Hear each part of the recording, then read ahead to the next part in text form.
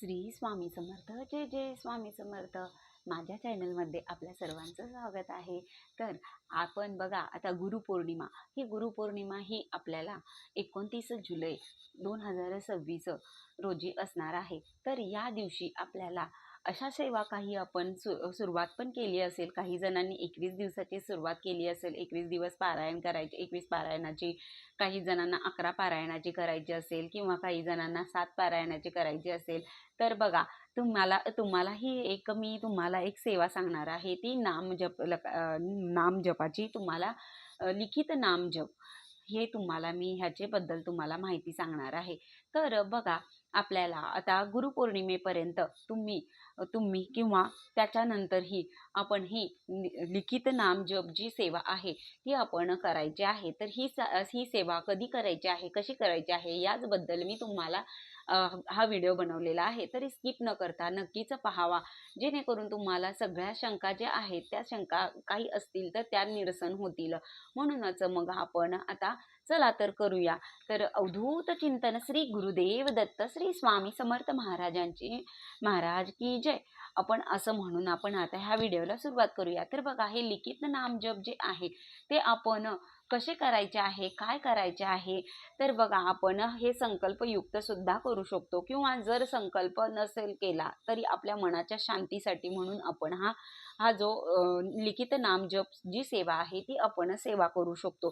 तर बघा, हे जे आपण ही वही जी आहे ही तुम्हाला केंद्रामध्ये कुठेही मिळून जाईल. अतिशय तुम्हाला हे सुरेख अशी आपल्या आपल्या आपल्या हाताने सुंदर असं आपण श्री स्वामी समर्थ हा जप आपल्याला लिहायचा आहे. तर बघा, आपण हा जप लिहायचा आहे. तर हे जे आहे ते आपल्याला 11 लाख किंवा 1.25 लाख किंवा आपल्या इच्छेनुसार आपण कितीही लिहू शकतो. तर बघा, ही जी वही आहे ती तुम्हाला स्वामी समर्थांच्या केंद्रामध्ये, आता तुम्ही म्हणाल की केंद्रामधूनच घ्यायची का? तसं काहीच नाहीये. तुम्हाला जर अशी म्हणजे स्टेशनरीच्या दुकानातून जर आणली तरी चालेल. तसंही काही नाहीये. तुम्ही कशाही आणा, कुठलीही आणा, फक्त तुम्ही व्यवस्थित त्याच्यामध्ये श्री स्वामी समर्थ हा मंत्र जो आहे तो आपण लिहायचा आहे. तर आता लिहायचा आहे आणि त्यानंतर हा पण कोणत्या पेनाने लिहायचा आहे? शक्यतो बघा, लाल पेनाने लिहायचा आहे. कारण लाल पेनाने जर लिहिलं तर त्याच्यामध्ये जी लाल रंग हा देवाचा अतिशय प्रिय असल्यामुळे तुम्ही लाल रंगानेच त्याच्यावर लिहायचं आहे.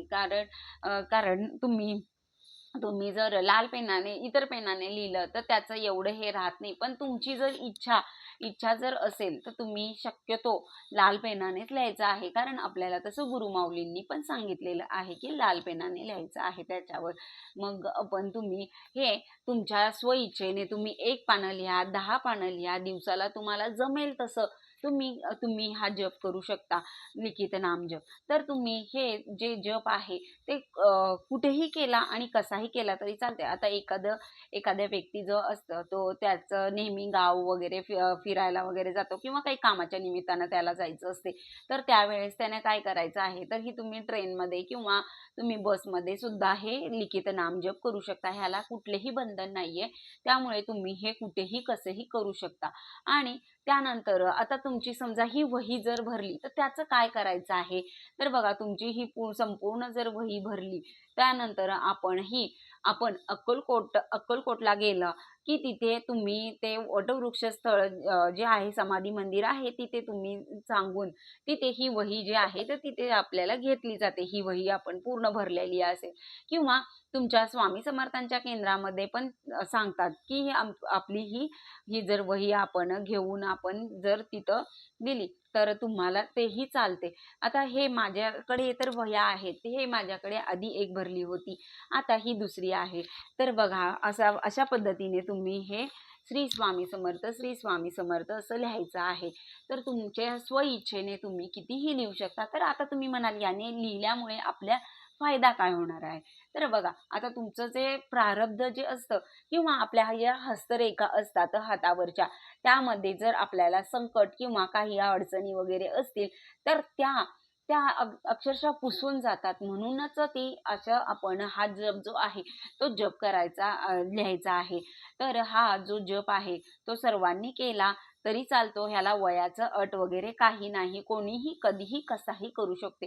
फक्त तुम्हाला आता स्त्रियांना अडचण असते मानसिक धर्माची, त्यावेळेला त्यांनी करू नये. हे 4 दिवस करायचं नाही. 5व्या दिवशी नंतर आपण सुरुवात करायची आहे.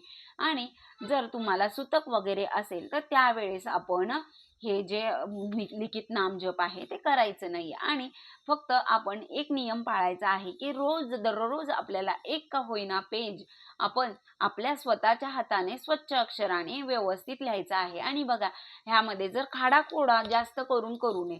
खाडाखोड म्हणजे जर आता एखादं जर तुमचं अक्षर जर लिहायचं चुकलं असेल तर त्यावर नुसती एक आडवी रेघ द्यायची आहे आणि त्यानंतर तुम्ही खाली लिहायचं आहे. असं स्वच्छ अक्षरात सुंदर असं आपण श्री स्वामी समर्थ या मंत्राचं लिखित नामजप करायचा आहे.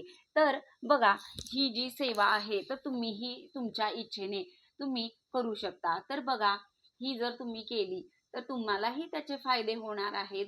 आणि जर इतरांनाही कोणाला ही सेवा करायची असेल तर त्यांनाही तुम्ही सांगा की ही सेवा अतिशय सोप्या पद्धतीची आहे, कोणीही कधीही करू शकतं. तर तुम्हाला हे वेळेचंही बंधन नाहीये. तर तुम्ही ही सेवा जी आहे तर ती करायची आहे. तर आता बघा, तुम्ही खुर्चीवर बसून लिहू शकता का? तर हो, खुर्चीवर बसून लिहू शकता किंवा खाली मांडी घालून बसून लिहू शकता.